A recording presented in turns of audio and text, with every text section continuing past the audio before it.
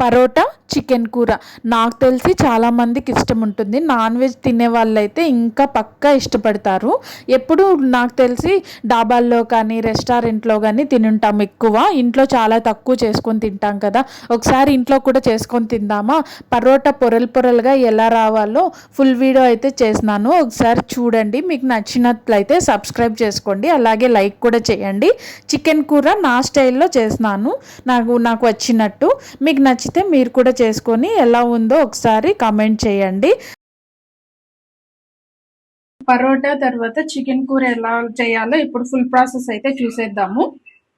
పరోటా చేసుకోవడానికి ముందుగా మైదా పిండి 1/2 kg తీసుకున్నాను. బాగా జల్లిడి పట్టుకోవాలా, పురుగులు ఏమైనా ఉంటే వెళ్ళిపోతాయి. బాగా జల్లిడి పెట్టుకున్నాక మళ్ళీ కలుపుకోవాలి. ఇప్పుడు ఇది కలుపుకోవడానికి మధ్యలో చిన్నగా గుంతలాగా చేసుకుందాము. కొంచెం ఉప్పు, పరోటా చేసేటప్పుడు చక్కెర కంపల్సరీ వేసుకోండి, ఎందుకంటే అలా టేస్ట్ వస్తుంది. పరోటా ఎప్పుడు కానీ డాబాల్లో కూడా వేస్తారు మనకి చక్కెర. ఇప్పుడు కొంచెం కొంచెం నీళ్ళు వేసుకుంటా మనం కలుపుకుందాము. ఇప్పుడు పిండిని బాగా కలుపుకోవాలా. ఒక 15 minutes దాకా పిండిని బాగా కలుపుకుంటేనే పరోటాలు బాగా వస్తాయి. పొరలుగా రావాలంటే బాగా కలుపుకోవాలి. మనం ఇప్పుడు నీళ్ళు కొంచెం కొంచెం వేసుకుంటా కలుపుకుందాము. పిండి ఇలా బాగా కలుపుకోవాలా. ఒక 15 minutes దాకా ఇట్లా నలుపుతా బాగా కలుపుకుంటే మనకు డాబా స్టైల్లో పరోటా అనేది పొరలుగా బాగా వస్తుంది. తినేకి కూడా టేస్టీగా.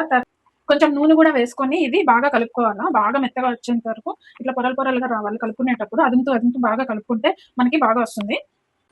పిండి అయితే రెడీ అయిపోయింది. ఇప్పుడు మనం దీన్ని ఒక 1/2 hour బాగా నాననివ్వాలా. కొంచెం ఆయిల్ వేసుకొని నానబెట్టేసుకుందాము. మీ దగ్గర తడిగుడ్డు ఉంటే తడిగుడ్డ నానబెట్టుకోండి, లేకపోతే కవర్ అయినా పర్వాలేదు. ఇప్పుడు నేను నూనె వేసేసి కొద్దిసేపు 1/2 hour పాటు నానబెట్టేద్దాము. ఇలా కవర్ని వేసేసుకున్నాం, బాగా నానిపోతుంది. పరోటాలకి చికెన్ షేర్వా చేసుకోవడానికి చికెన్ 1/2 kg అయితే తెచ్చినాను. ఉప్పు పసుపు వేసి బాగా కడుక్కొని వేసినాను. ఇప్పుడు మనం మసాలా చేసుకుందాము చికెన్ షేర్వాలోకి. మసాలా కోసం కొంచెం చెక్క, తర్వాత లవంగాలు, తెల్లగడ్డ, అల్లము, పచ్చి కొబ్బరి ఉంటే పచ్చి కొబ్బరి తీసుకున్నాను నేను. మీరు 2 కొబ్బరి అయినా తీసుకోవచ్చు, మీ ఇష్టం అది. తర్వాత 2 టమాటాలు, ఇది మసాలా వేసుకోవడానికి. మళ్ళీ టమాటాలు కట్ చేసి కూరలో కూడా వేసుకుంటాను. తర్వాత ఇందులోకి కొన్ని నువ్వులు కూడా వేసుకుందాము, టేస్ట్ బాగుంటాయి. ఒక స్పూన్ అలా వేసుకుందాము. ఇవన్నీ కలిసి ఇప్పుడు మనం మిక్సీ పట్టేసుకుందాము, బాగా పేస్ట్ వచ్చేలాగా. మసాలా వేసేసుకొని ఒక గిన్నె పెట్టుకొని అందులోకి మీరు తగినంత నూనె వేసుకోండి. నూనె మసాలా కూరల్లోకి కొంచెం ఎక్కువ వేసుకుంటేనే బాగా ఉంటుంది. నేనైతే నాకు కావాల్సినంత వేసుకున్నాను, మీరు కూడా అంతే. తర్వాత ఇందులోకి ఒక బిర్యానీ ఆకు, చెక్క, కొంచెము లవంగాలు వేసుకోండి. ఇవి మీడియంలో పెట్టుకొని మంచిగా స్మెల్ వచ్చేంత వరకు ఉంచండి. తర్వాత సన్నగా తరిగి పెట్టుకున్న ఎర్రగడ్డలు, పచ్చిమిరపకాయలు సన్నగా చీల్చుకొని అలాగే వేసేసుకున్నాను. తర్వాత ఎర్రగడ్డలు కూడా అందులోనే వేసేసుకున్నాను. ఎర్రగడ్డలు ఏమంటే బాగా మగ్గాలండి. మీడియంలో పెట్టుకొని బాగా మగ్గించుకుంటే ఎర్రగడ్డల ఫ్లేవర్ నూనెలోకి పడుతుంది బాగా. తర్వాత చికెన్ కూడా టేస్టీగా బాగా వస్తుంది. ఇప్పుడు ఎర్రగడ్డలు అయితే మగ్గించుకుందాము. ఎర్రగడ్డలు మగ్గే లోపల మనము వంటలు అయితే చేసేసుకుందాము. కలుపుకున్న మైదా పిండిని అయితే. మైదా పిండి బాగా నానిపోయింది చూడండి, బాగా మెత్తగా వస్తుంది. ఇలా బాగా నానితేనే మనకి పరోటా కూడా బాగా వస్తుంది. ఇప్పుడు మనకు కావాల్సిన సైజులో ఇలా చూపిస్తున్న విధంగా వంటలు అయితే చేసుకోవాలా. వంటలు చేసుకొని పక్కన పెట్టేసుకుందాము. ఇప్పుడు నేను 1/2 kg పిండి తీసుకున్నాను. నాకు 1/2 kgకి 6 వంటలు అయితే వచ్చినాయి కరెక్ట్గా.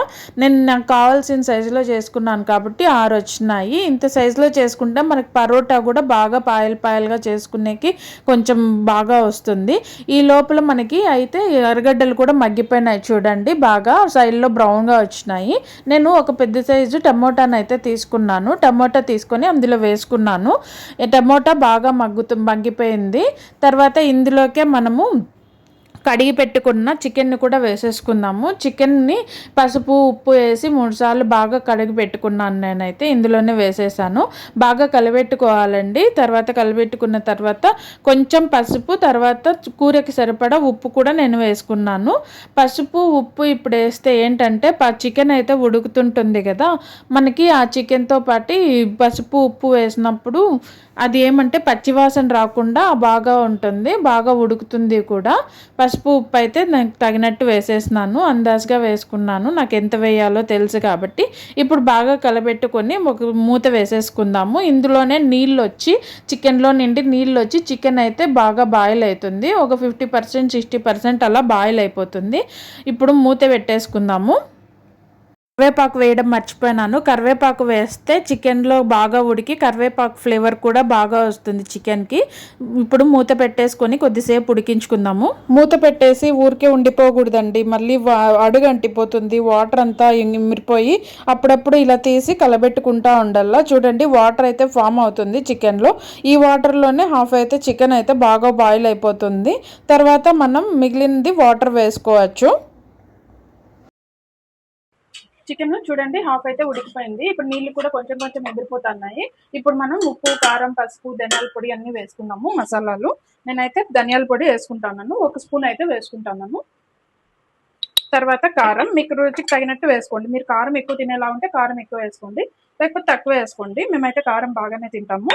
తర్వాత కొంచెం జీలకర్ర పొడి కూడా వేసుకుందాము. మిరియాల పొడి మీకు ఇష్టం అయితేనే వేసుకోండి, లేకపోతే లేదు. మిరియాల పొడి ఆప్షనల్. చికెన్ మసాలా కూడా వేసుకుంటాను. ఇంట్లో చేసి పెట్టుకున్నాం కదా మసాలా, అది కూడా వేసేసుకున్నాము. ఇప్పుడు ఇవన్నీ బాగా కలిసేలాగా కలబెట్టేసుకున్నాము. మసాలాలన్నీ బాగా నూనె బాగా పైకి తేలేంత వరకు సిమ్లో పెట్టుకొని మగ్గించుకుందాం. మసాలా బాగా మగ్గితేనే వాసన రాకుండా, మసాలా కొబ్బరి వాసన కానీ తర్వాత అంతా వేసాం కదా అల్లం వెల్లుల్లి పేస్ట్, ఆ వాసన రాకుండా ఉంటుంది. ఒక 2 to 3 minutes అయితే మనం సిమ్లో పెట్టుకొని ఇప్పుడు మగ్గించుకుందాము. చికెన్ ఉడికిందో లేదో చూద్దాము. మసాలా చూడండి, ఇక్కడ ఆయిల్ అంతా పక్కకు వచ్చింది కదా. ఇప్పుడు మసాలా కూడా ఉడికిపోయింది మనకి. ఇప్పుడు మనకి ఎన్ని నీళ్లు కావాలో అన్ని వేసుకుందాము. ఈ నీళ్లు అప్పుడే మిక్సీలో మసాలా కొంచెం మిగిలితే బాగా చిల్లకొట్టుకొని వేసుకుంటున్నాను, అది వేస్ట్ అవ్వడం ఎందుకని. తర్వాత ఇది మనకి పరోటాలోకి నీళ్ళగా ఉంటేనే చారు బాగుంటుంది, అందుకే నీళ్ళు కొంచెం ఎక్కువ వేసుకుంటున్నాను నేను. ఉడికేసరికి ఇంకా కొంచెం తగ్గుతాయి కదా వాటర్.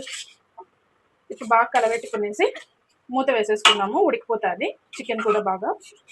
చికెన్ కలర్ రాలేదు అనుకోవద్దండి, ఎందుకంటే నేను ఇంట్లో ఆడిచ్చిన మిరప్పొడి, ధనియాల పొడి వాడుతున్నాను. ఇప్పుడు పరోటాలు అయితే చేసుకున్నాము. పిండి అయితే నానిందో లేదో చూద్దాము. చూడండి బాగా నానిపోయింది పిండి. ఇప్పుడు మనం పరోటాలకి ఎట్లా పొరలుగా రావడానికి చుట్టేసుకుందాము. నూనె అయితే వేసుకుందాము. ఇప్పుడు నూనె వేసుకొని చపాతీని ఫస్ట్ ఇలా అనుకోవాలి. ఇదిగోండి మనకి ఎంత సైజు కావాలో అంత సైజు మంచిగా అనుకోవాలి. ఇట్లా కొంచెం పిండి అయితే వేసుకున్నాము, అతుక్కోకుండా బాగా పొరలుగా వస్తుంది అలా పిండి వేసుకోవడం వల్ల. కొంచెం నూనె కూడా వేసేసుకొని బాగా ఇలా చేసుకోవాలి. తర్వాత ఏం లేదండి, ఇలా అనుకుంటా ఇలా చేయడం అంతే.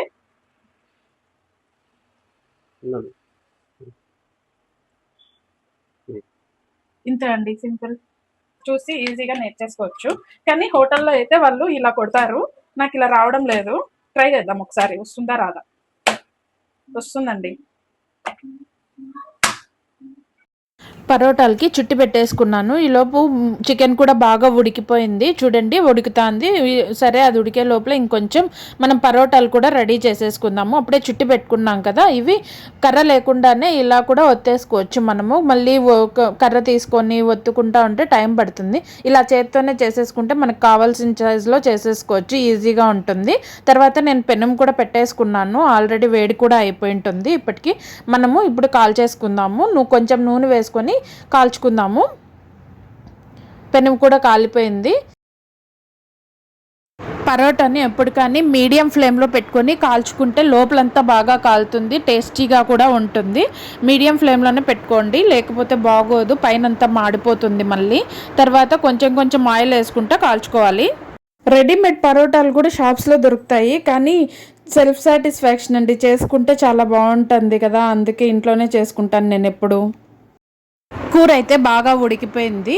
చూడండి బాగా ఉడికిపోయింది. ఇప్పుడు మనం కూర ఆఫ్ చేసేసుకొని పరోటాలు కూడా రెడీ చేసేసుకుందాము. పరోటాలు అయితే లోపల నుండి పై వరకు బాగా కాలాలి, మీడియంలోనే పెట్టుకొని బాగా కాల్చుకోవాలండి. పరోటాలు అయితే బాగా రెడీ అయిపోయినాయి. ఇప్పుడు వీటిని చితక్కొట్టుకోవాలి, బాగా చితక్కొట్టుకోవాలా, పొరలు వచ్చేలాగా కొట్టుకోవాలా. బాగా గట్టిగా కొడితేనే బాగా పొరలు వస్తాయండి. మన ఎనర్జీ అంతా యూస్ చేయాలా. నా వల్ల అయితే కాలేదు, తర్వాత మా ఆయనకి ఇచ్చినాను చితక్కొట్టమని. బాగా చితక్కొట్టాడు. చూడండి బాగా పొరలుగా వచ్చినాయి. ఇలా వస్తే తినడానికి కూడా బాగా ఉంటుంది. అదే కాక మనం ఫస్ట్లో కలిపేటప్పుడు చక్కెర కూడా వేసాం కదా, మనం ఇవి కూర లేకుండా కూడా బాగా వట్టిదే తినేలాగా ఉంటుందండి టేస్టీగా. ఒకసారి మీరు కూడా ఇంట్లో ట్రై చేసి చూడండి, చాలా బాగుంటుంది. లైక్ చేయండి తప్పకుండా.